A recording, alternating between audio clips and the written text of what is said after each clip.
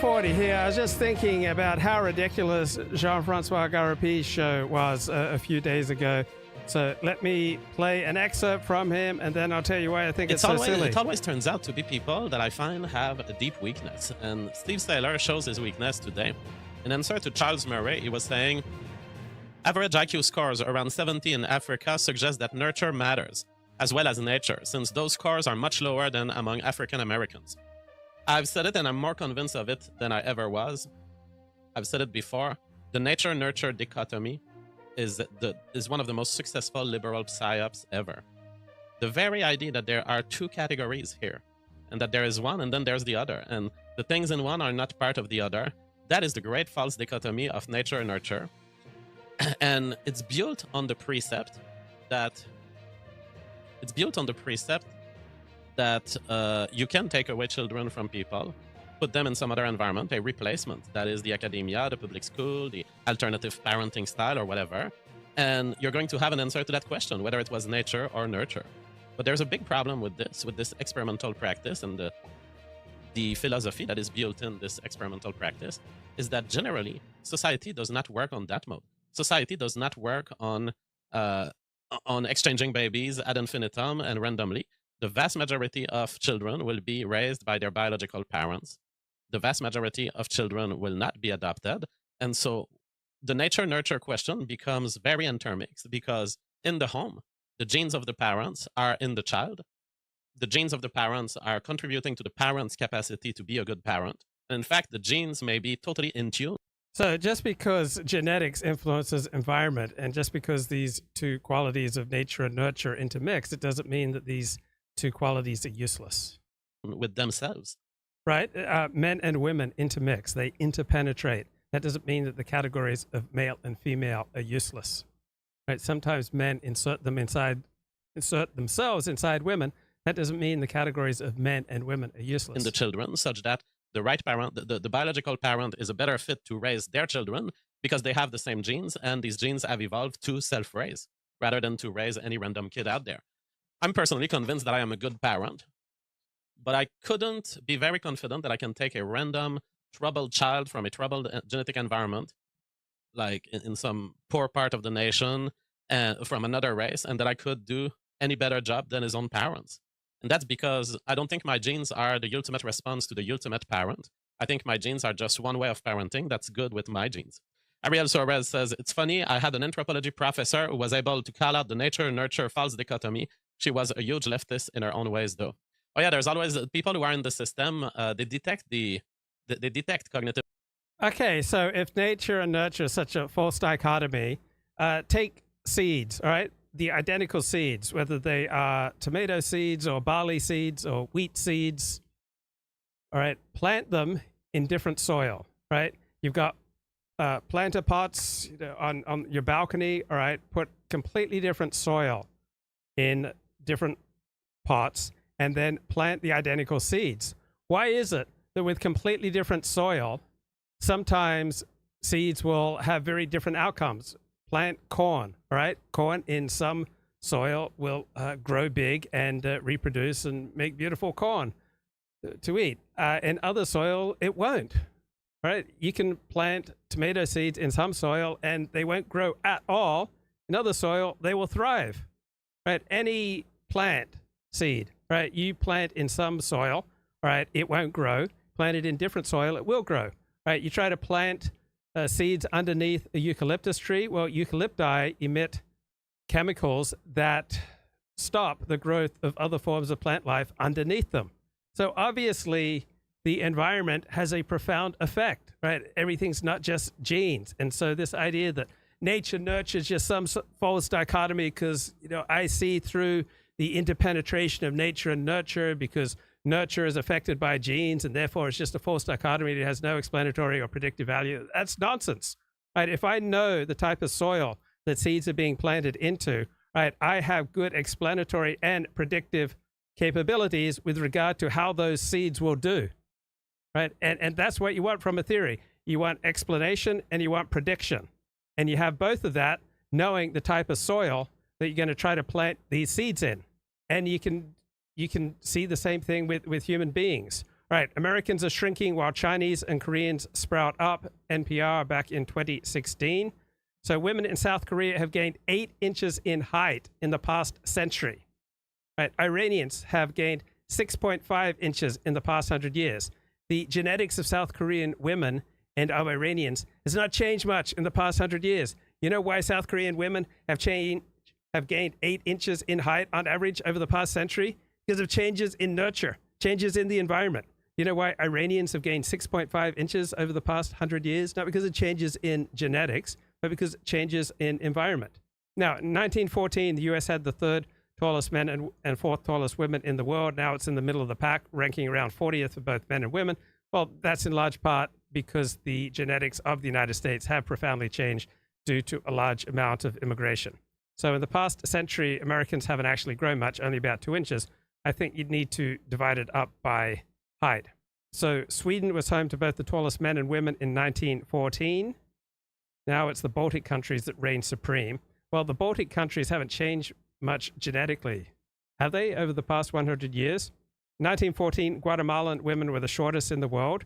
They're still that, but they have grown 5 inches. So why have Guatemalan women grown about 5 inches on average over the past 100 years? Not because their genetics have profoundly changed. Men are taller than women in every country by about 5 inches on average. A century ago, that difference was slightly lower at 4 inches. So there was a time when the U.S. was the land of plenty, but increasingly over time, the quality of nutrition has worsened. Yeah, because some groups eat crap, and some groups take care in what they eat. So 18-year-olds in Japan, China, South Korea are much taller today than a century ago, even though the genetics in Japan, China, South Korea are pretty similar. Africa may be rising economically, but its people are shrinking. Why have 18-year-old men in Africa gotten shorter since the 1970s and 60s and the end of the colonial era? Because they probably had better environmental conditions and better nutrition in the colonial era than when Africans started ruling themselves, right? You had independent African countries cut their entire healthcare budgets and agricultural budgets, and as a result, we've got Africans getting shorter, right? Genes play a big role in determining how many inches we sprout up, but one of the physical manifestations of environment that is most obvious to see is height, right? Nutrition, right? The number of infections you have in childhood will have a profound effect on how tall you grow, right? People who are taller on average tend to live longer. Right? There's a lower risk of cardiovascular disease for taller men and women. Shorter people have a lower risk for some cancers, but extra inches as a child also connects to more success later in life. Right? Being taller is a good marker of better educational attainment and higher income. Right? These are big changes with big benefits to society. And in ethnically homogeneous countries that have had such dramatic gains in height, obviously nurture does matter. The environment does matter. Why are Asian Americans consistently taller than their parents? Right? The difference is not primarily genetic, all right? The difference is primarily environmental, right? Better health care, better nutrition in America compared to where they come from. So I think JF was just making an absolutely ridiculous point that there's nothing valuable to be learned from the distinction between nature and nurture. Okay, why do people fight wars, right? We're looking at some of these thoughts by Randall, Schweller, international relations expert. He makes a great point in this interview that the main reason that different groups go to war is because of an argument, right? If it was settled how strong the various parties were and how the environment would affect their strength if they were to go to war, all right, you wouldn't have people go to war, right? Entities go to war because it's not clear who's strongest, right? If you had clarity about who's strongest, people wouldn't go to war. They'd recognize the outcome.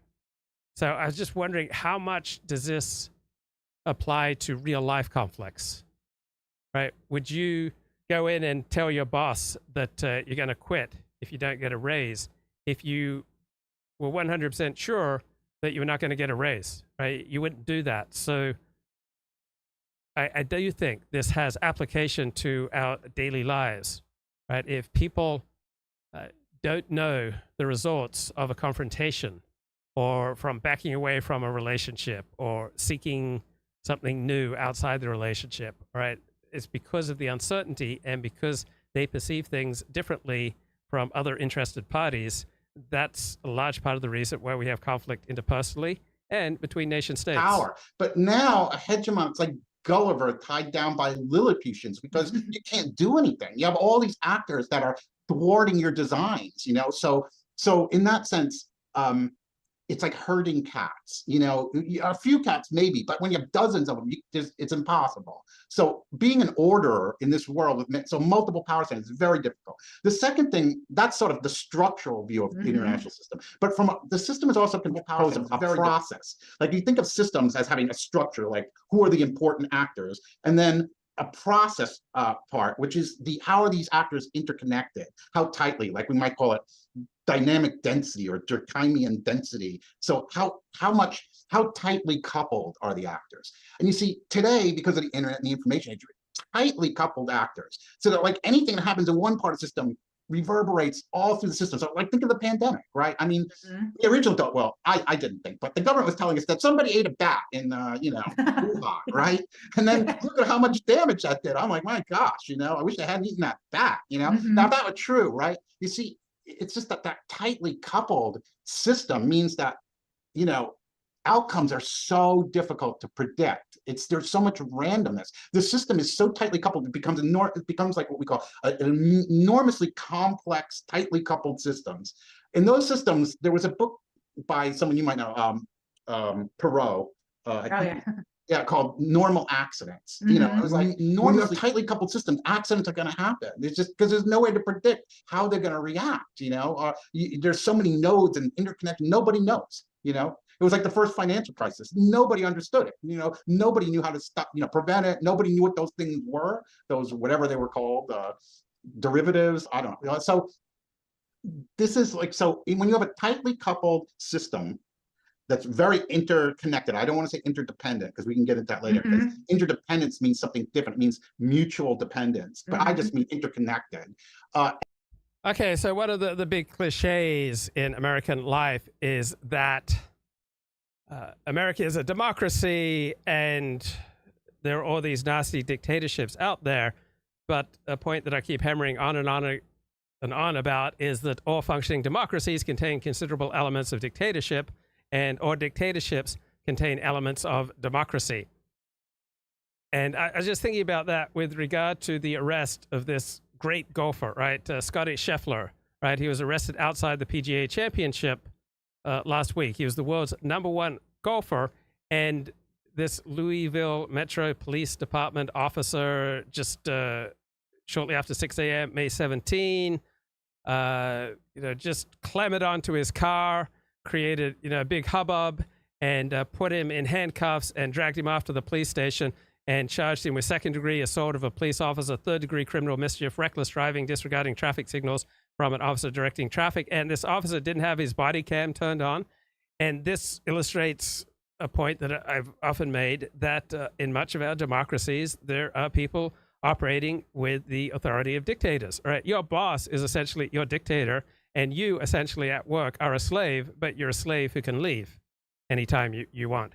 But police officers operate as dictators, right? They can put you in handcuffs pretty much anytime they want and drag you off to the police station. The way police officers, work with the public, they effectively have the power of dictators. So this reckless Louisville cop, just out of his mind, made these crazy charges and took the world's #1 golfer and put him in handcuffs, and could have prevented him from playing in the PGA Championship. So police, when they are with the public, they effectively have the power of dictators. Public health officials, right, county public health officials in California can shut down almost anything if they perceive a grave threat to the public. Right? They can shut down any business, right? They have virtually unlimited dictatorial power to shut things down. So, yeah, we live in a democracy, and that means that we can vote for our representatives, but still, a large part of our life is operated on dictatorial lines. And you have multiple power centers, then that is a recipe for disorder. That's a recipe for like, nobody can control anything. It's like out of our hands. The system, it's like on autopilot.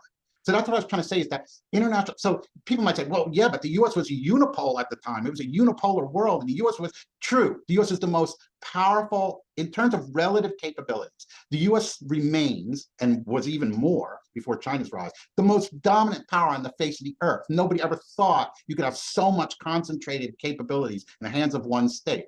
And yet it doesn't matter. Capabilities do not translate into influence or power as influence, because power is the ability to get others to do things they otherwise wouldn't do. So it's influence, right? And if you're the only superpower in the world, sure, you can do whatever you want, right? But so can everyone else. Like, the reason so much power during the Cold War is because our allies needed us for security.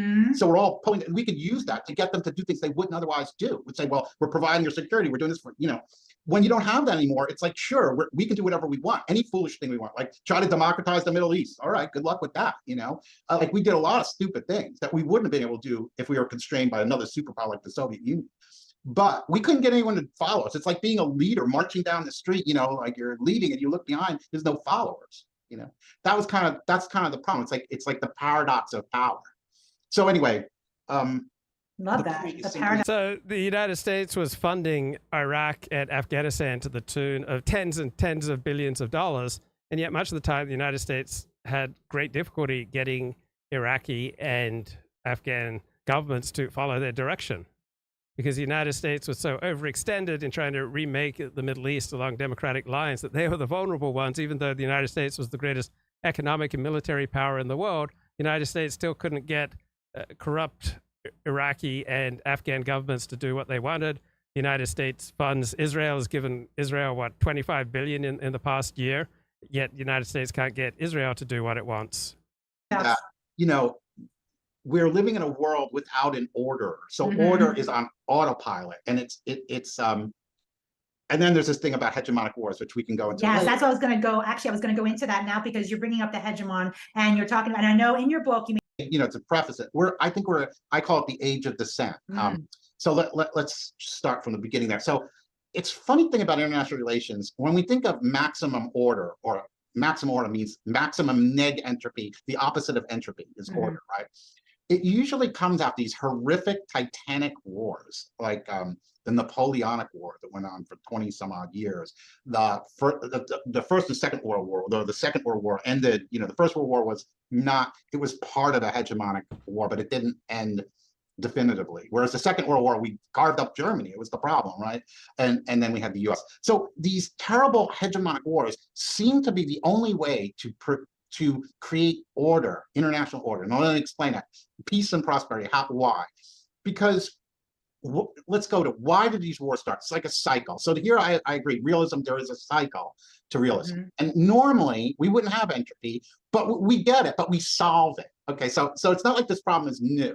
It's just that we normally get entropy and we solve it, as you suggest, through these hegemonic wars. Now, why? Because let's take the story after the hegemonic war. So let's think about, after a hegemonic war, what does a hegemonic war do? These titanic struggles that are worldwide, great power wars, where all means are used. There's no, it's total war, so meaning total war, everything goes. Okay, so what happens? What do? Well, first of all, they crown a new king. It doesn't mean, it's the main antagonist of war. It's usually a strong power on the sidelines, like Britain, who is not in the main theater of the war. That's why they're not devastated. Everyone's devastated by this long titanic war. And then there's somebody on the sidelines, usually an insular great power like Britain, and then the United States, that participates in the war, but largely is unscathed by it. And they're a naval power, so they have global reach, okay? So it crowns a new king, which is good. Why? Why is this good? Because it clarifies the bargaining situation. Why do wars start? Because there are lots of, there are reasons why wars start. Ideologies, something, racial superiority, like, the Aryans, the Nazis, whatever their reasons were. That leave those aside. What's really happening is that somebody has misestimated their power. Like somebody thinks they're stronger than they actually are. Like, we don't agree about who's powerful and who's not, because if we agreed, we would just make a deal and we would avoid the cost of going to war. Why should we go to war if we already know who's going to win, right? So somebody misestimated. They didn't understand that they weren't as powerful as they thought, the losers, right? So it's really a confusion about who has power and who doesn't that really is at the bottom of these titanic great power hegemonic wars. At the end of the war, it's clear who has power. Mhm. There's one state left standing that is far stronger than everyone else. So they all say, okay, you're the power, you're the hegemon. And then what else does it do? Well, it says it crowns him king, it clarifies the bargaining situation, and the hegemon then has a mandate, a legitimate authority to create its order, its vision. And it has not only the vision and the clear mandate and authority. Authority is merely a word for legitimate power, so it has the legitimacy. But also it has the capability to do it. So it has the will, it's able and willing to create an international order. It doesn't have to do it. It could just go home, which is what the US did after World War I. We could have been the hegemon, but we just went home because we were like back to normalcy. And then what happened? The 30 years, we had the Great Depression, we had the rise of Nazism, in Japan, and all these terrible things happened because we weren't leading the world. We just left it to its own, design. So we went home. So you don't have to run the world, but you could run. And they usually choose to run the world and in their own design. So they impose order on them. And the other thing that the hegemon. Okay, so big guy wants to defend JFGT. According to big guy, JF is saying that the dichotomy of nature and nurture is false because it implicitly relies on a duality that prioritizes nurture as having primacy over nature when in reality they are inextricable. I can't believe you're still arguing JF's point. So inextricable means impossible to disentangle or separate. But you can disentangle and separate nature and nurture. For example, if I know the soil that you're going to plant in, I will have great predictive power for knowing how well your seeds are going to do in that soil. Right? In certain soil, the seeds will flourish. In other soil, they won't grow at all. So the point of having a concept is its use, right? Primarily in terms of explanation and prediction. So the concepts of nature versus nurture, right? Genetics versus environment does it help us make predictions? And it's tremendously useful. It's obviously useful. I mean, if you don't see the obviously useful predictive power of knowing what the soil's going to be, knowing what the environment's going to be, all right, knowing what type of soil will nurture or not nurture, certain forms of life. If you don't see the obvious explanatory and predictive power of nature versus nurture, there's nothing I can say to you individually. I mean, it's such a ludicrous point that JF makes. It just indicates, how far he's descended. I mean, JF back in 2017, as we saw when we played his debate with Destiny, all right, he wasn't trying to make that absurd argument that there's absolutely no difference between nature and nurture. War does is it creates a tabula rasa, like it wipes the institutional slate clean. It's just everything is destroyed. We don't want to build on top of old architecture, international architecture. We want clean, a clean slate. So it's much easier to do that. And the hegemon has the power to and the wealth to absorb the startup costs of creating this international order, which usually is somewhat institutionalized. So anyway, so now most of the world is desperate for reconstruction, like after World War II. They want a leader. The only thing they fear, they want the US to come in with the Marshall Plan, whatever, to reconstruct them. But like you say, well, what does the hegemon get? Well, it gets its own order and its own and it also gets a sort of like insurance policy, but this isn't necessary for this discussion. So okay, so where are we today? So where does entropy come in? So you have this order, right? But over time, power always is diffusing. So there are always shifts in power. It's like the law of international politics, that power is right. In relationships, the power between the husband and wife is constantly shifting. In your friendships, the power between friends is constantly shifting. The power of the relative, economic might of Australia and China and Japan, Germany, Italy, and the United States, Canada is constantly shifting. Right? That's the nature of reality. Power is constantly shifting. And because of a lack of clarity about that power, we then get conflict. Because if things were clear, we would not have war. People do not go to war when they have clarity. People do not march into their boss's office and say, I'm quitting if you don't give me a raise, right? If they have clarity, right? You only make these absurd confrontations if you don't have clarity.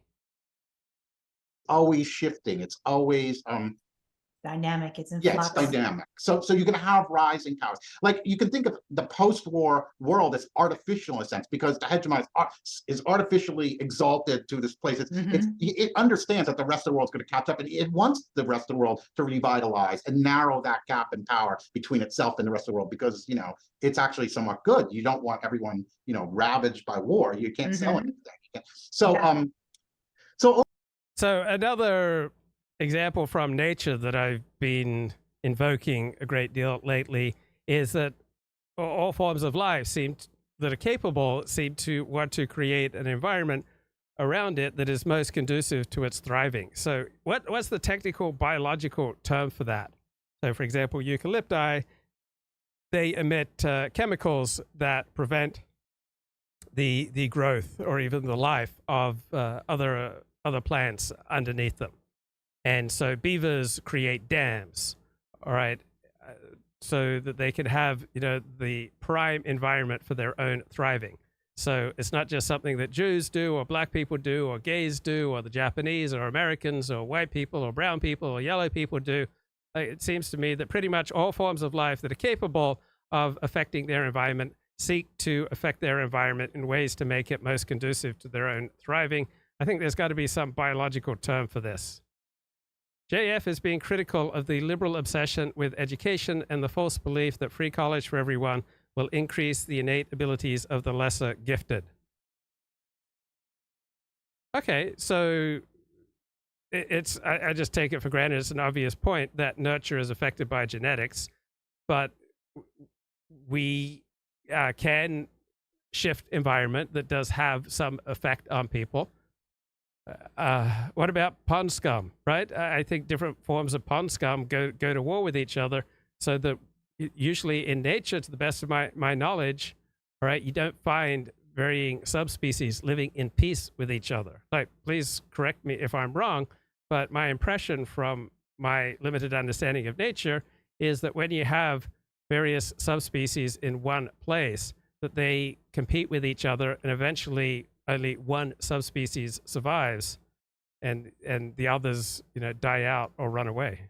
Over time, you get shifts in power and power diffuses, but the institutions and everything that was created in this international architecture no longer reflects the actual power distribution. So after the war, it perfectly reflects the power distribution, but over time, it won't reflect it. So there'll be like a gap in prestige. Prestige would be the reputation for power and actual power. And this is what you see today with China. China's like, they've been demanding their place at the table. They don't think they're getting what they deserve because this international system, all the architecture was created before they were China. They were a weak state. They're saying, well, we want to, our place at the table commensurate with our new power that we have, right? So this is where you get the revisionist states, the rising powers become revisionist states, and they start destabilizing the system. So over time, this perfect, harmonious, ordered system that's peaceful and productive and peaceful. Over time, other power starts diffusing throughout the system. Power is less concentrated, becomes deconcentrated. And the other powers that are rising want more representation in the international architecture, and they just want more. They want more territory, they want more, whatever they want. It's like what China's saying now. We want more. We have prestige demands. We don't want you in the East Asia anymore. We don't, they say that. I don't actually think they mean it. But, it's like, it's our, they want to impose their Monroe Doctrine because they're China after all, they're a big power now. So over time, you get disequilibrium. You could call this, so this is rising entropy. You get rising disorder over time. And normally this would lead to so the system is less, the order is less and less legitimate because it doesn't reflect the actual power. And so these rising powers demand. So think of a workplace, and there are all sorts of things going on a subterranean basis, and you have no idea, and your fellow workers have no idea what's really going on. So gossip spills up to fill that gap from official information, or the actual values in your workplace are completely different from the stated values of your workplace, or the people who are officially in charge don't actually seem to be running things, right? So then the more of a gap you get between stated forms of power and the reality of power, between stated values and real values, right, the more disorder you're likely to get. And, change, which you're not going to get peacefully. And you could give it to them, but, normally that's not the way power works. The established don't just give up their power and their rights and their influence to rising powers. Say, oh, you can have it now. So normally you would get a great power, another hegemonic war, and the cycle would, that's how the cycle works. So this rising disorder or rising entropy is solved by another hegemonic war. Mm-hmm. It's usually every 100 years. It's just turned out like every 100 years we seem to get these great power wars that destroy the order and a new order is put in place. And so that's how. Now, what's today? Well, we can't get that today. There's no way you can get a hegemonic war when you have nuclear weapons. With weapons of mass destruction, there's no way any rational leader is going to choose hegemonic war. Whereas the destructiveness of war has made it an irrational option, great power war.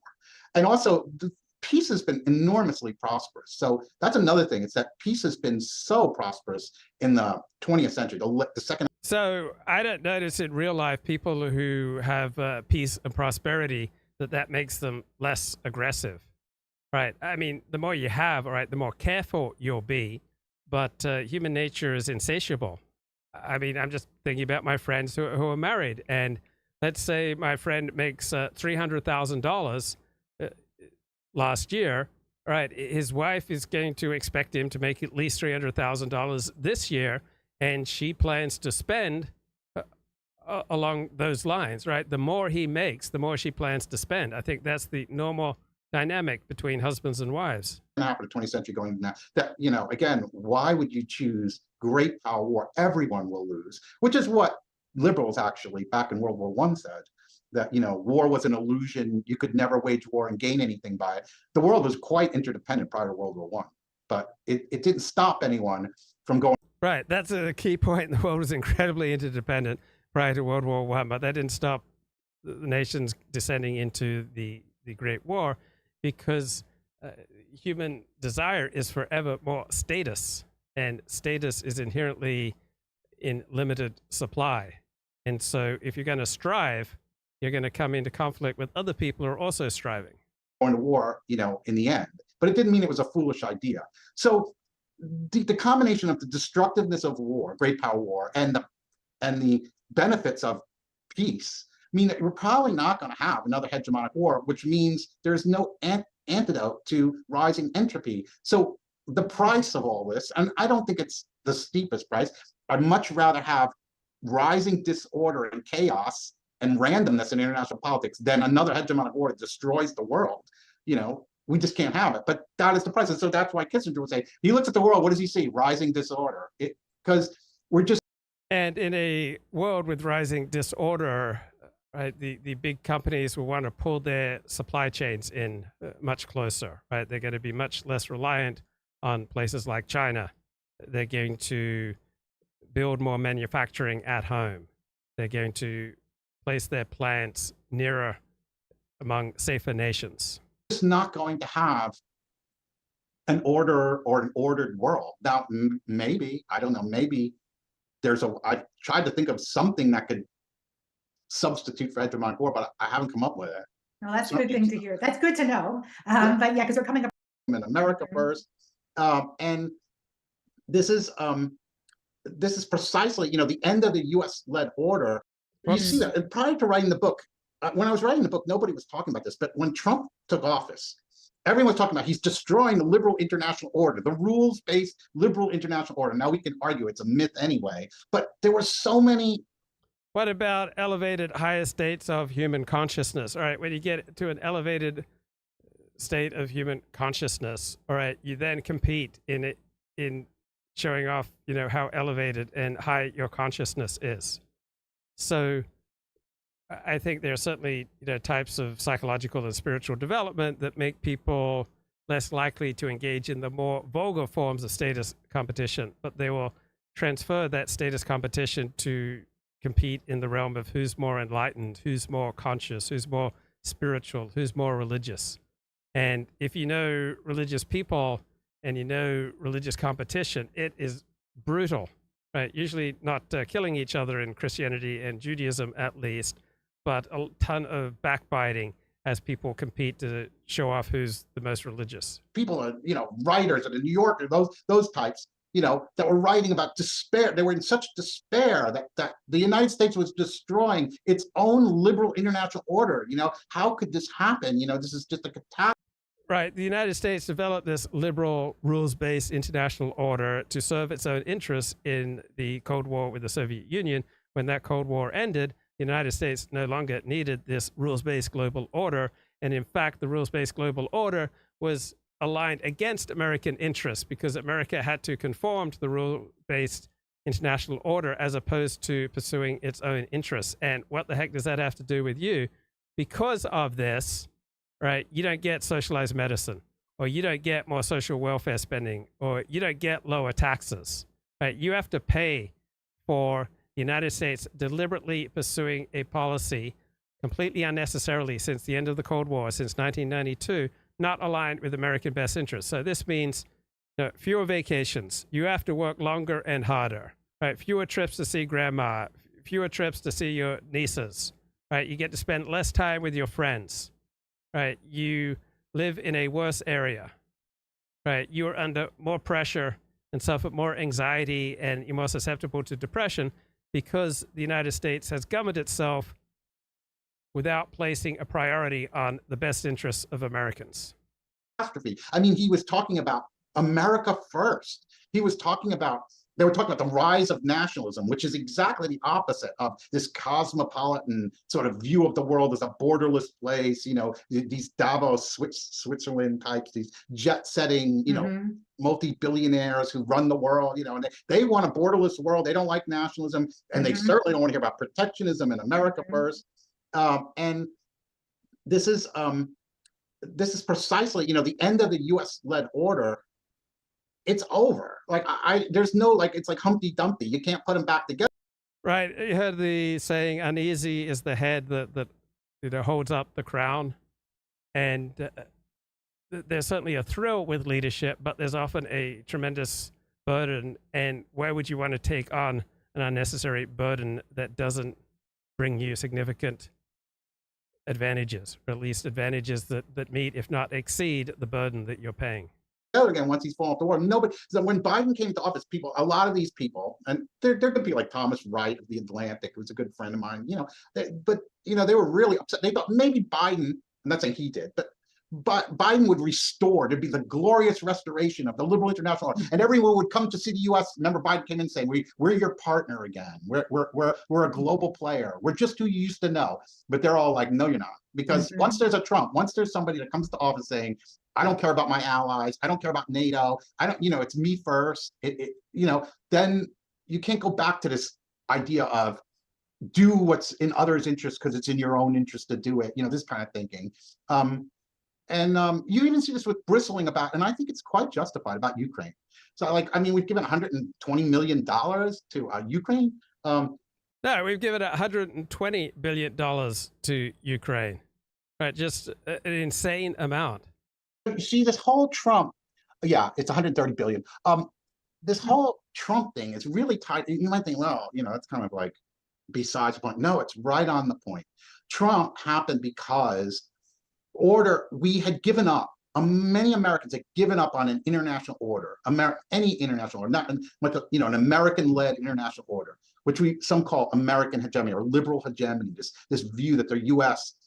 runs a rule-based liberal international order. Which is what the end of history is supposed to have given us, right? But you see, we have the return of great power politics, China's rise, America after the financial crisis, 2007, 2008. We were like, so it used to be, did you see the 1988 movie Broadcast News? And they refer to working for the Los Angeles Times. The Times is the velvet coffin because they pay you so well and give you so many benefits. And same with, the whole Time Life operation or Condé Nast. They used to take incredibly generous care of their staffers. Then the economics of journalism devolved as we moved through the 1990s into the internet era. And so they can no longer engage in such indulgence for their employees. And so too, as superpower competition heats up, America can no longer engage in the altruistic world policeman role that it had. hey, we can't be funding the rest of the world. It's us or them. It got like that. And what are we doing in So not all of life is zero sum, and the higher the intelligence of the people you're dealing with, the more likely that you'll reach non-zero sum solutions to any conflicts. But even with the smartest people, some conflicts are zero sum, right? You either land the woman or your rival lands the woman. You both can't usually share the woman, right? Most of life does not operate along the lines of that new threesome movie Challenges. NATO anyway? They're rich. This is welfare for the rich. Why are we doing this? All good questions. I happen to agree with that as a realist. I think cosmopolitan thinking, all this, that's fine when you're fighting a Cold War. But how is it in U.S. interest to support Europe? They're rich. It's welfare for the rich. Why are we sending $130 billion to Ukraine? Why can't the Europeans? Right. The United States funds 3/4 of NATO when the United States doesn't have any pressing security concerns in Europe. It's a waste of money. Defend themselves. Why can't Russia has a GDP of like Spain. Why is the U.S. Why do they throw U.S. taxpayer money around like that? Your money, my money. How can they get away with that? How is Ukraine's border our problem? I mean, and how can they, with a straight face, claim that this is a U.S. national security problem? They won't defend their own border, but they say their border is important. So Americans are like, they don't buy this anymore. They're not buying America as the beneficent or the benign hegemon. Right. We allocate tens of billions of dollars to other countries, such as Ukraine, to defend their own border. Right. Probably $250 billion in the past 2 years we've handed out to other countries to defend their borders, but we can't be bothered to defend our own. That provides collective goods to the rest of the world in terms of security and open markets. And hey, if you want to trade with us, our market's always open to you as a distressed market. You do whatever you want, but you can close your, Trump was like, no, we're playing power politics here. It's us versus them. And that goes for our allies too. Now you might say, I'm not saying you should agree with it. You don't have to agree with it, but it certainly seems congruent with what I'm telling, the story I'm telling you. That is that, the world is becoming more disordered, and the American order is being undermined, not just by China and those revisionist rising power like Russia, China, whatever, Iran, things, but by Americans themselves. Yes. We don't want it anymore. We no longer think that American power is a tool for good in the world. And after Afghanistan and Iraq, you can. Right. So American intervention in Afghanistan and Iraq was clearly disastrous. American intervention in Vietnam was clearly disastrous. There's no evidence that democracies, for example, fight wars in a more humane fashion than non-democracies. There's no evidence that monotheists fight wars in a more humane fashion than non-monotheists. So perhaps we should pay primary attention to the best interests of Americans and govern our politics accordingly. You can understand that Americans are just tired of it. They just don't see what's in it for them.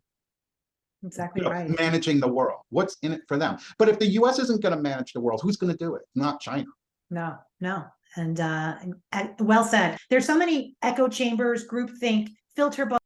Well, a revisionist state is one that covets things more than it wants to protect what it already has. That's a simple way of thinking about it. It wants some major change, either in its immediate neighborhood or its status, or in the world. So a revisionist power is a power that covets and wants to undermine the status quo or the established order. And then there are the status quo states that are, And when will a revisionist state actually, go to war? When they think they're capable, all right? War is an argument. If there was clarity about how strong the various competing armies and defense forces were, then there would be no war, right? you can be as revisionist as heck, but you're not going to actually go into battle until you have reason to believe that you are well situated to defeat your enemy, and your enemy is not going to fight back unless he has a good reason to believe that he has the power to defeat you. So it is this lack of clarity about who has the ultimate strength in a conflict that leads to war. Want to maintain the established order. Today, I would think there are really no like status quo states in some sense, and no pure revisionists, which is it's kind of strange because I don't see China as a revisionist, like with a capital R, like Nazi Germany or the Soviet Union.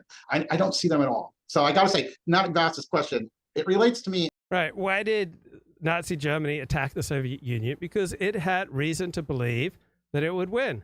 Right. Why did Nazi Germany try to take over all of Europe? Because it had reason to believe that it could win. Why did Germany launch World War I? Because it had reason to believe that it could win. That Germany lost both these wars doesn't mean that they made the wrong decision. Right. It meant that they took a chance and they lost. In a sense that I don't believe, you keep hearing we're in another Cold War. It's almost becoming a self-fulfilling prophecy, because this is the only thing that the Republicans and Democrats can agree about, is that China's an enemy and it's like a new Cold War. We've got to do whatever. And I just don't see it. I see China is a rising power, and it's got a lot of problems. I mean, I don't think it has a future. Maybe. We've just been hearing more and more about Chinese problems over the past 4 years. Just a completely different conversation on this show and on other shows about the trajectory of China. Right? China just seems increasingly vulnerable compared to the widespread perception 4 years ago. It does, but I mean, it wouldn't surprise me if China was on the downside of its trajectory already. But I don't see it as like major revisionist. It wants more prestige. It has prestige demands. It wants to create, its Belt and Road Initiative. It would like to create a new Silk Road. It wants to get, a growing power. It's like a. And you used to hear all these calls for America to emulate China's Silk and Road Initiative. It's Belt and Road Initiative. And now the more we know about these Chinese initiatives, we see what a disaster they've been for China. It's like a fire. It needs wood. It needs, energy. Like China is a growing economy. It needs secure resource, access to raw materials and, markets and things like that. So it's understandable that they would want a blue water navy. They would want the Belt and Road Initiative. They want to build infrastructure and get access to raw materials. It's also a way of sending Chinese out for like welfare. They can go work, and it's been terrible for them actually as a, it's not really that threatening. They're very clunky imperialists. Like they're very bad at, they're learned. But what they did in Africa and in Asia, they've just made a lot of enemies. So anyway. Yeah. Let's go into China. I'd like you to tell us more about China, how it's not like the Cold War. Right, it's not like the Soviet Union. So like when you hear that we're in a new Cold War, it's a new bipolar system. You even hear... So who benefits? Great question to ask. Who benefits from hyping up a new Cold War? All right, a lot of people get jobs, get funding, get status, prestige, and fame, hyping up a new Cold War with China. I always hear Russia thrown in with China and America. The first thing I want to say is I'm shocked that people would talk about Russia in the same sentence with China and the United States. It's a small GDP. It's just a troublemaker, but it doesn't make it a superpower. It has no global influence. It's just, all right, it can cause trouble in its neighborhood. It didn't want Ukraine in NATO. I get it. All right. We got a problem. Putin's a little dictator. Okay, I get it. But I mean, they're not on the same level as China and the United States. They have no economy. Without an economy, you can't be a superpower today. You can't do anything. But China, look, China's nothing like the Soviet Union in the sense that it's completely plugged into the liberal international or the trading system that we have. China doesn't want to overthrow the system. What would a Chinese international system look like? I mean, by definition, they're the rising power. They're doing better than everybody, right? If you're rising, you're doing relatively better than the ones that are falling. Though I don't think they're rising anymore. But that has to do with Xi Jinping and his dogmatic, communist views. He's like killing the goose that lays the golden eggs. But okay. But anyway, so China's revisionist, but in a small way. They want more influence in their region. They want to dominate their region. They want prestige. They want things like that. That Taiwan could be an issue, and that's a whole another issue there. Would the U.S. go to war over Taiwan? I hope not. But anyway, I don't think we would, but I hope not. But you hear people talking about like the Cold. So most IR, international relations scholars with regard to Taiwan, and John Mearsheimer says very clearly, we've already made the decision that we're willing to go to war over Taiwan. Cold War. They're not the Soviet Union. We do more trade with China than anyone else in the world. China does more trade with us. Japan, they all do trade. They trade more than anyone. The Soviet Union, nobody traded with the Soviet Union. China doesn't have any ideology they're exporting. They're not doing. They're just economic. Yeah. So, what Chinese consumer goods do you most associate with quality? Which Russian companies do you most associate with quality? Which companies from the Islamic world do you most associate with quality? Which Aboriginal corporations do you most associate with quality? Competitors of the U.S., not very good ones either. And when you think, I mean, they're good, but I mean, we're not dependent on China in any extensive way, although you could disagree. I mean, like, they make ventilators, they make things that we could substitute. We should be less dependent on them than we are. I would say that. But, with global supply chains, sure, after the pandemic, there's not as much of that. There's been a pullback, there's been more attention paid to supply chains and things like that. Okay. But this is not the Soviet Union. No. This is not another Cold War. In the Cold, you don't trade, your number one enemy is not your number one trading partner. Now, we talk about them like they're number one enemy, but they're not coming to get the United States. And it's nothing like this. Here's the key point why it's nothing like the Cold War. And if I do nothing else in this talk, I hope your viewers come away not thinking about this as a Cold War. The Soviet Union threatened to take over Western Europe. They had a conventional military advantage in Europe. And there was a goal line stand, like there was the possibility that the Soviet Union could take over the Eurasian landmass, which is the geographic pivot of the world, supposedly, according to McKenna. China cannot do that. They're in no position to take over Eurasia. They are hemmed in by India, even Russia. Russia's not, they're friends, for a little while, right? India and China share a long, long border, and they have skirmishes all the time. Japan, they're hemmed in by Japan, Russia, India, Korea. So if you subscribe to my channels, you'll notice I've uploaded a lot of shorts. So I've used this AI program, Opus Clips, but often use it very clumsily and inaptly at first. So I've been fine-tuning it. So it has the ability to remove pauses. It has the ability to remove filler words. I can extend the clip. I can shorten the clip. I can, cut out extraneous comments. So as I get better, I'm able to release these shorts where in 30 seconds or in 3 minutes or 7 minutes, I get to make some points much more succinctly than I do on my more rambling live stream. So it's been a thrill to essentially have a 20-fold increase in my traffic in comments to my videos since starting to learn to use Opus Clips. If you're just wondering what the heck is 40 doing, uploading all these short clips. They're not going anywhere. Like they cannot extend. They could never take over the Eurasian landmass. And so the question really is not like, is this like the Cold War? It's nothing like the Cold War. There are trading partners, and they're hemmed in. They're not taking over any large geographic space. The only thing is that we have to decide is if we want to contain China or not. Should we do that? And if we want, and I don't honestly understand why we want a containment strategy like we had in the Cold War. So when your rival gets bigger and bigger, it's not necessarily in your interest to try to contain, because sometimes when, just like a company, like it gets bigger and it becomes less efficient. So too with empires, they can expand and expand until they lose efficiency and they start operating against their own best interests. So often a country expanding or a company expanding is very much not in their best interest, and you just have to stand back and let them self-destruct. Really don't see them. What's the big deal? I know a lot of my realist friends, like Mirshan, will come after. So there's a very good case to be made for just allowing China to self-destruct. I mean, this is where we disagree, but I think I'm being very realist here, actually. I still think the question is, should America retrench to the point where we let Japan and our other allies in Asia, let them do the major balancing against China? Like, let them build up their militaries, let them contain China if they're going to contain China. It's their region, right? Well, we're a Pacific power. There's no doubt. I'm not claiming that we aren't. But today, the United States should retrench from Europe. We're not a European power. They're rich. They don't have any enemies. We're done protecting them. They can do it on their own. That is welfare for the rich. What are we doing in the Middle East? Nothing constructive. We can probably get out of there, though people say, well, the Persian Gulf. Okay, that's a vital interest. I don't know. I think we can retrench. But the question is in Asia, should we redirect our forces like Obama wanted to, redirect America's focus towards the rebalance to Asia? Or should we let the frontline allies like Japan and Korea and let them take the brunt? We'll be offshore, over the horizon with our forces. Should we, in other words, should we pull back our forces? Right. So Japan and South Korea, Vietnam, Philippines, Australia, right? All these countries have far more reason to be worried about the rise of China than the United States. So perhaps we should let them pay more and sacrifice more to contain China. Over the horizon. That's the real question. I don't know. I'm like undecided, like over the horizon. Okay, the only problem is that it's difficult. Do we want Japan arming?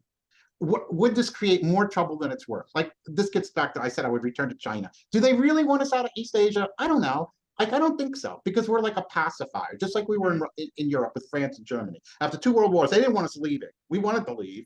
We wanted to create a force, a European force. But France couldn't trust Germany, and they needed the US as a pacifier to grab everyone by the neck and impose an imperial peace. China kind of wants that too. They don't want Japan on its own, building up its army and defenses. They've seen that story before, it doesn't end well. It's like Japan, it's like a drinker. If Japan is socially drinking, that's okay. But if they start drinking alone, then you got to worry. And that's what they're thinking about with Japan's military. It's fine if they build up some of their forces. Okay, speaking of scary, you may be wondering what's Angelo John Gage doing these days. So he's dressing up like Arif Hamas. Al-Mushalt Al-Bariya. Wain Sayadatak. Wain Bundukia. Ashufak you inshallah.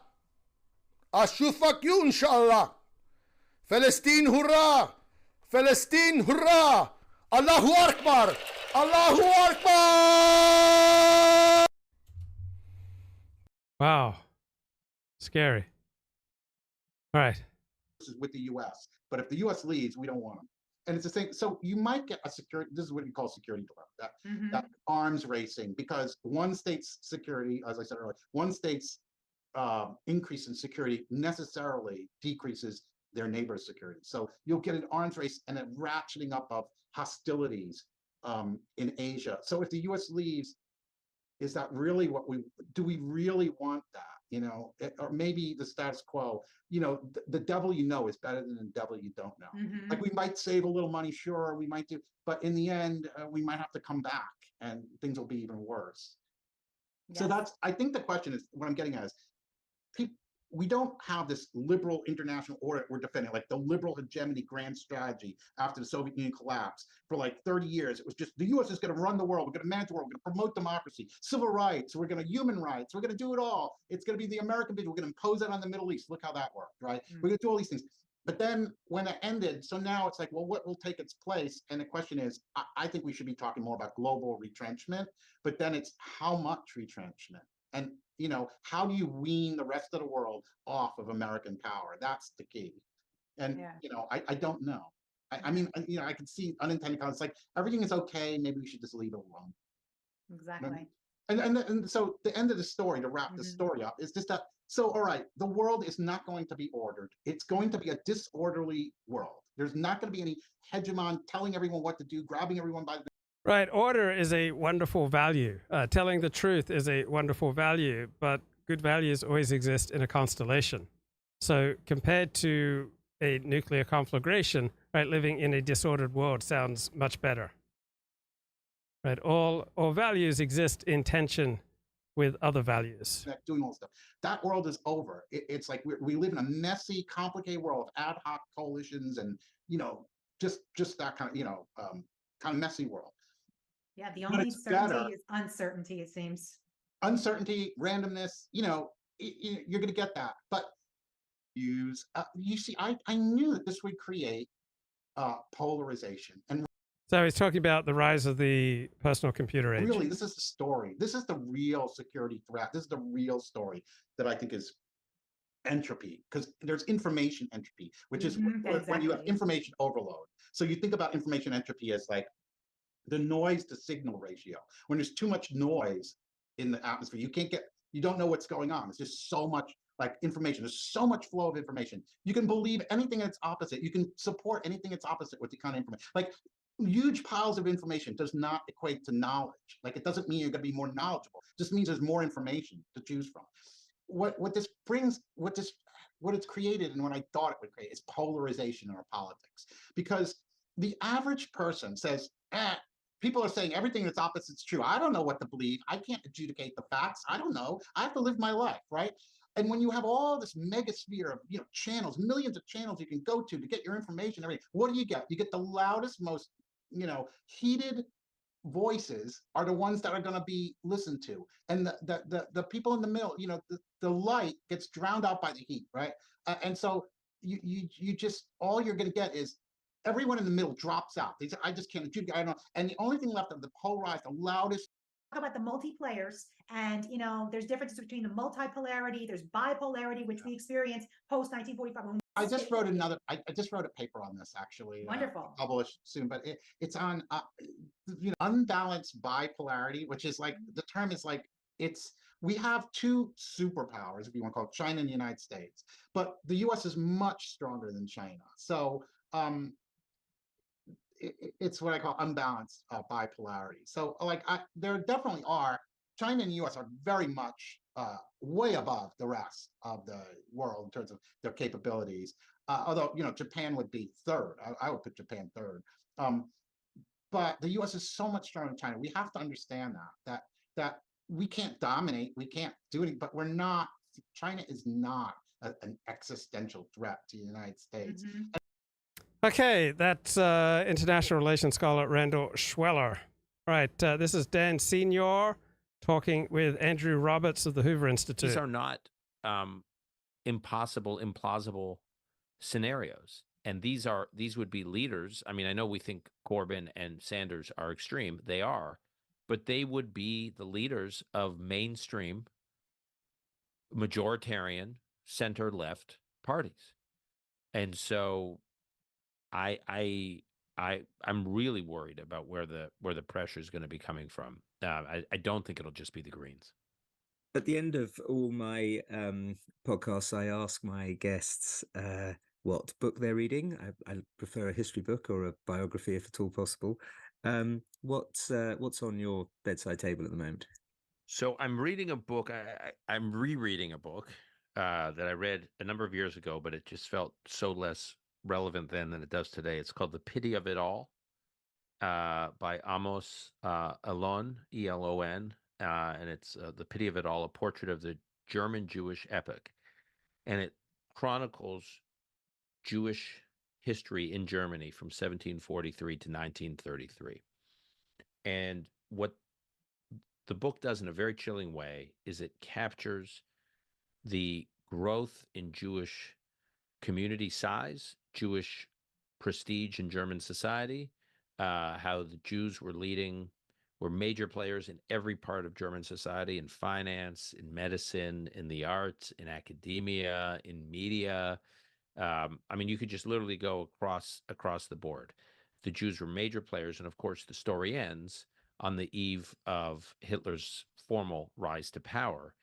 And it's sort of like our Douglas Murray, The Flame Goes Up. And you with that in mind, when I read this book and you're seeing these German Jews figuring out, wait a minute, but we're so established in German society, and look at all the contributions we've made. Now, I've went through this with a number of my American friends who are very influential in the business world and in philanthropy and in academia in the United States. And after October 7th, they said, wait a minute, I've been giving gobs of money to these universities. I've been very involved. I've helped all these, I've funded the hospitals and the operas and I've been involved. And I wake up one day and all these institutions don't have my back, and they don't have the Jewish people's back. And they aren't willing to confront issues like rape as a weapon of war, which was what Hamas used against the Jews. They're just silent. The flame goes up, and there's a study that something like. So incidentally, many of these reports of mass Hamas rapes during October 7 are highly dubiously sourced. Right, the evidence for them is much weaker than conventional discourse implies. Between 10 and 15%. Jews are the most philanthropically engaged, most philanthropically generous community in the United States. but a minority of their money goes to Jewish causes. Yeah, I don't think most people realize that Jews are the most philanthropic group in the United States, and only a minority of their philanthropy goes to Jewish causes. Most of their funding historically has gone to, as I said, the universities and the big institutions and the hospitals and cultural institutions, and they wake up one day and they're like, wow, these people I work with, the non-Jews, would knife me in a heartbeat the moment we, the Jews, or Israel, become controversial. And I just want to, there's this, I'm starting to use this, I want to read more about it, but there was something in 1933 in Germany, which almost goes through in this book, The Pity of It All. It was called the Central Union of German Citizens of the Jewish Faith. Was the organization, the Central Union of German Citizens of the Jewish Faith. And what they did is they created a book, this union, it was 1,060 pages, and it comprised thousands of entries of names of the most influential Jews in German society. And they put this book together as Hitler was coming to power to say, look at this person, he's the head of the hospital. Look at this person, he's the chancellor of the university. Look at this person, he runs this investment bank. Look at all these Jews. Look at all these contributions we're making to German society. We can't be that bad, right? Look at what we've done. Now, this book has been used as an example by historians to show how the Nazis destroyed their own society, because by slaughtering all these people who are making great contributions, the Nazis like destroyed this incredible asset that Germany had, all these very influential Jews who are making this great contribution. But when I read this now, Andrew, I think I focus on another point, which is eerily similar to, yes, of course, the Nazis slaughtered all these Jews that were making an important contribution. That's an important point. But there's another point that's almost more relevant to today, which is that we're doing the same thing, Jews in America today, and I assume the UK, which is to say, but look, we're such upstanding, high-performing, high-contributing members of society. Why don't people have our back? Okay, Dan Senor. That's how you pronounce it, says Glib Medley. All right, I've got a new psychologist who I've been listening to, Dr. Scott Eilers. If I do this thing, or if I adopt this belief, does that move me, or do I think, there's always going to be a little bit of prediction or projection involved in this. Do I think that will move me closer to the places I'm trying to get in my life? Right, so his video is called Psychosocial Boundaries, How to Maintain Your Mental Sovereignty and Resist the Pull of Others. But I think it also applies to a nation state or a community. Right, Orthodox Judaism would fall apart if it just allowed anyone to join Orthodox Judaism, and nation states that allow anyone to enter are similarly going to fall apart. How will this affect my mental health? Do I think that this is something that's going to reduce my symptoms of depression? Do I think this is something that's going to reduce my symptoms of anxiety? Is this something that's going to make me more effective in therapy? Is this something that's going to make me more likely to take my medication? Or is this something that's going to get in the way? Is this something that's going to worsen my mental health? Is this going to be a barrier to treatment? Does it align with other experiences that I've had? Does this idea make sense to me in the context of the unique life that I have lived, the memories that I have, the experiences I've been through? Does this thing out there match what is in here? And if it does, then maybe this idea or this opportunity that this other person is offering you, maybe you should take that in. Maybe it has value to you. Maybe it's something that could help you. Maybe it's something that could benefit you. But if the answers to some of those questions I just gave, or other similar questions that you Right. Why wouldn't we as a nation, right, ask similar questions about who should we allow into our nation? They're going to help us to thrive, or are they going to be a source of disorder? You might ask yourself are no, then this thing that you're being offered probably does not have a place in your boundary. So I know I'm mixing metaphors a little bit, and that can be dangerous. But another way to think of your boundary is that it's kind of like an ecosystem. So you go to any part of the world, and it's some certain ecosystem, right? And there's a sort of a predetermined set of plants and animals, and there's a climate there, and they all kind of work, right? They have some degree of harmony. They have a food chain, et cetera, et cetera. And if you introduce a new species of plant or animal into that ecosystem, sometimes it will enhance the health of the ecosystem, and sometimes it will destroy the ecosystem. Right. So be careful who you allow into your ecosystem, right? You introduce eucalypti and they may outcompete native vegetation, all right? Everything precious can only be maintained by the maintenance of strong boundaries, right? You build up something precious, you better protect it or it's going to get trashed. So like goofy example, but I'm a fisherman. So this is the kind of stuff that comes up for me. Asian carp. Asian carp are something that we kind of have a problem with here in the United States at the moment. They are not native to the United States. They got introduced to our waterways, and now they are kind of taking over. And they are destroying habitat, and they're taking food and resources away from native species that belong here. So they are really messing up or destroying this ecosystem that once existed. Something. I mean, think about Southern California. I mean, it used to be safe. It used to be clean. It used to be a wonderful place to raise children. And by introducing all sorts of groups that are inimical to those values, right, we have trashed Southern California. That wasn't inside of it initially came into it and dramatically stirred things up for the worse. That's what I want you to be mindful of in your. Yeah, good advice. All right. Many therapists, including Heidi Priebe here, expert on attachment, recommends that we autocorrect our lives around truth. And I think that's a pretty good value, both personally and when we're thinking nationally and globally, right? Get clear about what the truth is and then autocorrect around the truth. A fantasy where they always say and do the right thing. But if we start actually reality testing that and showing up as the people we actually are with the feelings and thoughts that we actually have inside of our relationships, then we start to very quickly get the picture of what happens when we bring those things in. Maybe we share a difficult feeling and the other person instinctively kind of dissociates or zones out. Maybe we share something about our anger or our vulnerability and they come back immediately with a defensive insult to our character. Maybe we show something very raw and very vulnerable about ourselves to someone else and we get rejected. And the natural kind of protest that a lot of us have at this point, thinking about behaving this way in our relationships, is wait, but I'm going to get hurt, right? That's going to be so painful if I'm showing people my honest feelings, not knowing how they're going to respond to them, especially in a relationship that already feels like it's falling apart. And unfortunately, the authentic response to that is yes. It is highly likely that it's going to hurt immensely to start showing up honestly inside of a relationship that has already fallen ill in some capacity. Hitting the realistic limits of a relationship that we have already formed an attachment to is extraordinarily painful. Breaking an attachment is extraordinarily painful. So I'm not here to tell you how to go through this process without experiencing pain, because it's not possible to do that.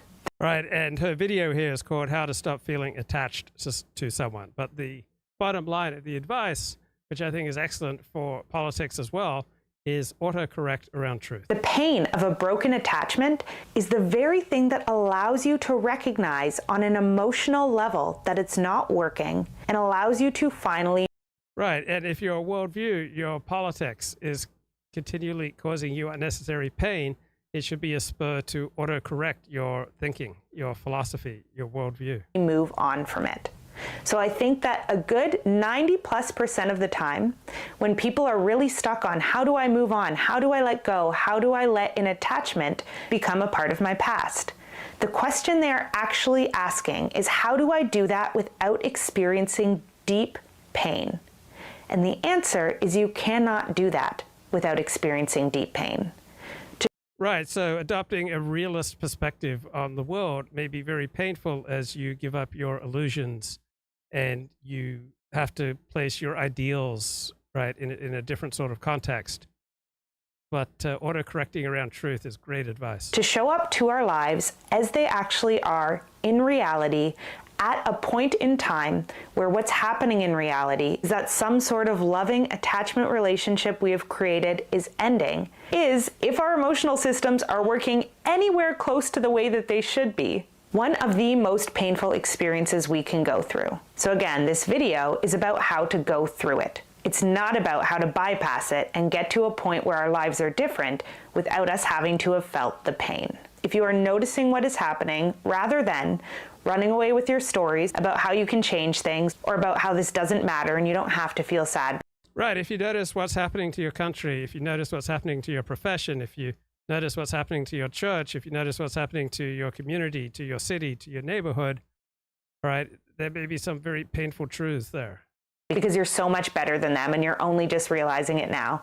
If you can stay in reality and notice the loss as it's happening, you are giving yourself the best chance possible at actually starting to move on from that thing in a healthy way. Which brings us to step number 3. Step 3 is feel the pain of disconnection and loss without savioring yourself from that pain. So there are a lot of things that most of us do when we start to realize, ooh, this relationship or this thing that I want in my life is slipping through my fingers. We might create an angry story about how we don't care, right? We might decide that that person was number 2 to letting go Okay, here she says, of your attachment to someone is to stop trying to control the outcome. Instead, start telling the truth in a self-responsible way inside of your relationship and just notice what happens in your relationship as a natural consequence of that. So this is the art of letting your life auto-correct around the truth. So I want to be clear here, the truth is not a story that you have around the other person. It's not you are manipulative and a liar. Right? The truth is something like, ooh, I felt a bit of anxiety coming up in my body when you made that promise to me. I have these memories coming up of times you made similar promises in the past and how it felt when they weren't followed through on. And so I'm noticing in this moment, I'm having a sense of anxiety and kind of discontent, like I don't know where to put my feelings down, in a place where I can trust that they'll be safe. Maybe telling the truth is, I don't feel close to you, and I don't know why, and I really want to. And I feel some sadness about the kind of get integrated in order for you to move on. This is the period of just living inside of the reality of loss, which can include really beautiful moments. I would say right, waking up to the reality of loss in our communities, in our professions, in our countries is painful but necessary step on the path to wisdom. Some of the most profound and exquisite moments of my entire life have happened inside of periods of deep loss. Because if you let it, loss really wakes you up to the present moment. It makes you hyper aware of what you have that you usually take for granted. So living in the void is this experience of deep pain, but it's also potentially this experience of deep gratitude and deep growth and deep connection with other people. Trying to speed our way out of the void means to rob ourselves of some of the most human moments of our lives. Because again, this is our chance to prove to ourselves, I am now old enough and wise enough and capable enough to cope with the losses that my childhood self could not cope with. And if you can truly teach yourself to do this well, you will gain an immeasurable amount of self-trust. Which leads us to the 5th and final step, which we've already kind of covered in step number 4. Integrate the love and the care and the connection that you had with this other until you become this kind of beautiful mosaic of yourself and your past relationships. And let that be the new version of you going forward. So I remember reading the book, I believe it was Upheaval by Jared Diamond, who is a very brilliant geographer and historian. And he was talking about why certain nations recover from crisis points and others do not. And I'm going to venture that it has something to do with the gifts of those particular nations with regard to the particular situation that they find themselves in. And he was using the nation of Japan as an example of a culture that had at one point in history done a really beautiful job of assimilating its traditional cultural values with new ones that had come into play during a crisis point. And he describes Japan as this beautiful mosaic of what has been as well as what is. And that struck me as such a beautiful metaphor for moving through any period of personal. Yeah, that sometimes things that are new are good for us, and we want to learn new ways of doing things, new ways of thinking about things, new practices, right? One rabbi says, that which is new is forbidden by the Torah. He was making a dramatic exaggeration, but truly the effective nation state, the effective community, the effective profession, and the effective individual, right, integrates that which is valuable in what is new, and makes it a part of their recipe going forward. With whatever they are showing up with and whatever they are telling us. And the more we can practice this skill of being with someone in the moment and shutting off that internal script that's wondering what they think of us, the more we're going to become aware of what this person's unique challenges, struggles, and opportunities to be given support are. And so we're going to get steadily better at predicting areas where we might be able to fulfill some need for them without necessarily having to ask super directly. So this is the process of getting attuned to the people in our lives. The next problem, this problem of going around believing that the way we're behaving towards people is not influencing our dynamic with them. To start counteracting this one, we need to start checking in on our Right. How we behave affects other people. How our group behaves affects how the group is viewed and treated by outgroups. stories about how people are. Something that's going to be big here is, first of all, being willing to look back at interactions we had with people and really analyze what we were bringing into that interaction. Again, this might be a very big blind spot. When we were talking to this person, instead of thinking about how they were reacting to us, try playing that interaction back through their eyes and be really aware of what you're noticing about how you were showing up in that interaction. Were you smiling at them? Were you asking them questions about themselves? Try to really start getting inside of other people's minds and developing an idea of how they're perceiving you and how your energy and what you're bringing to a situation might be impacting the way that they are responding to you. And the other thing we're going to need to start doing here to counteract this is to start checking the stories that we have about other people or other groups of people. So once again, let's say you have this idea that all men are inherently judgmental. When we have trauma or early wounding, the brain tends to think in very black and white terms. And the reason it does this is because it is over-assessing for risk. So it's getting rid of that maybe category in your brain that allows you to think in shades of gray. And it's going, if there is any risk of this thing harming us, it goes in the bad category. And then you're going to start behaving as though that is true. So what we need to start doing here is challenging that black and white thinking. The accurate statement is never all men are critical and judgmental, nor is it all women are critical and judgmental. It is absolutely true that some men and some women and some non-binary people are critical and judgmental. However, the art form lies in figuring out how to tell which of those types of people you're talking to. So what are some clues or some cues inside of a person's behavior beyond this generalized category that you have them in that might indicate they are a very judgmental person or not? So once again, this is going to require some backtracking and some intellectual fact-checking. Have there been instances where you had someone in one category in your brain and it turned out you were wrong? What was the evidence that led you to realizing you were wrong? And how can you log that as something to watch out for in the future? So this is the ongoing process of developing discernment about people. Also, this needs to be done on an individual level. So you might have black and white thinking about a particular person. And you might have this idea, my partner secretly hates me. When in fact, your partner likes you quite a bit, 95% of the time. And the other 5% of the time, yeah, they feel angry, but it passes. Because like all human emotions, things come and go. But if you have this belief that people can only feel one thing anytime your partner or someone gets in that state where they don't like you, you're going to use that as confirmation that you knew it all along and they actually hate you, full stop. So once again, this is the process of allowing your thinking to become less black and white and making a lot of room for the gray in between. Some people think like this, other people don't think like this. People can really like us most of the time and also have certain times where they just get frustrated with us.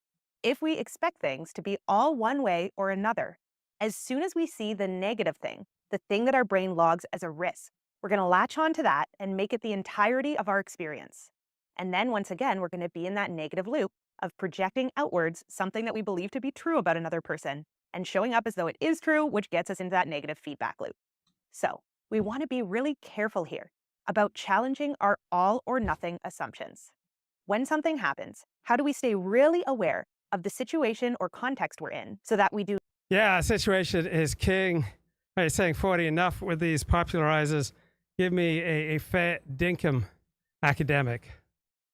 Right, so this bloke, he's a fair dinkum academic. Right, his name is Omar Sultan Haq. He's a psychiatrist, right? He's a medical doctor. He's on the faculty of Harvard Medical School. He also has a PhD. He's also a philosopher. So he's one of those psychiatrist philosophers. And he also is on the faculty of the Harvard Divinity School. And much of his focus is on how to restore more dignity to patients. And he's published papers on how the medical system robs patients of dignity. About from a psychological point of view, maybe you can answer why you think there was something so attractive. Yes, sure. On the question of what it was about the Volk, it's not specific to Germany either. If you think even in any nation where you have the social organism becomes sacralized or becomes moralized as an entity with its own rights and interests above the individual. I think the great contribution of the Western tradition, the Judeo-Christian tradition, is the dignity of the individual, which does get undermined in various ways, both in the Weimar Republic, but also in our own age, for example, with utilitarian ethics, where you're obligated to kill one to save five, and so on. In that context, it was more about the community is always prior to the individual, coming out of various philosophical theories. So I think that might. So yeah, I disagree with him about the beauties of the individualist perspective. I think the greatest way to impart dignity to people is to make them feel that they are a valued part of a particular nation, a particular in-group. Goes to your question. Omar, while you're speaking, while you have the mic, again, I think most people are under the assumption that these physicians, they were crazy. How could they do something like this? How could anybody who's dedicated to healing do the things that these people did? And I think that it's, again, yes, obviously some of it has to do with kind of the paradigm of the time where the Volk was the patient as opposed to the individual. So the idea of the greater good. But also, I think there are specific characteristics or vulnerabilities in the culture of medicine and the psychology of doctoring that makes physicians vulnerable to these kinds of ethical violations. And I know that you've done a lot of work in this area. So I was wondering if you could speak a little bit to the question of what specifically it is within kind of this culture of medicine that could possibly allow something like this to happen. Yeah, I would ask the audience to imagine what's the difference between a literature professor and a doctor in terms of personality and psychology, or a philosopher versus a doctor, right? Every profession has its own personality profile and some distribution. Obviously, everyone's unique. But if you can imagine in Germany, there are vulnerabilities. Why did the doctors join, right? You could think there's vulnerabilities specific to the profession, and there's vulnerabilities specific to from the historical context, economic context. So in terms of the profession, doctors tend to have a profile of being very conscientious, as do professionals and managers in organizations. So conscientiousness is good, but it also means if there's a protocol, you're going to follow it. Even if you don't really think it's the right thing to do, you might just follow it anyway. Whereas if you're a kind of introverted philosopher, English professor, you might say, conscientiousness, I'm going to do it my own way. I don't like this way anyway. These people are whatever. And then other agreeableness, thinking about personality variables. Agreeableness is the variable of, do you have a need to get along with people? Dissenting is tough if you're really agreeable. To be a good doctor, you have to get along with people, teams, dyads, families. To the extent that you're a little bit more agreeable than normal, you're also going to be a little more agreeable to not dissenting when you should. Now, think about everyone been to a graduate seminar in the humanities or social science? These people are not agreeable, right? They're going to rip apart everything you say before you finish saying it. And that personality variable is important too to think about. I'd say third, maybe extroversion, because to conform, extroverted people tend to conform a little easier than introverted people. And again, doctors are a little more social than probably your average. So this guy, he arrived at Harvard as an atheist, and he found God at Harvard University. College professor. Openness to experience is a big personality.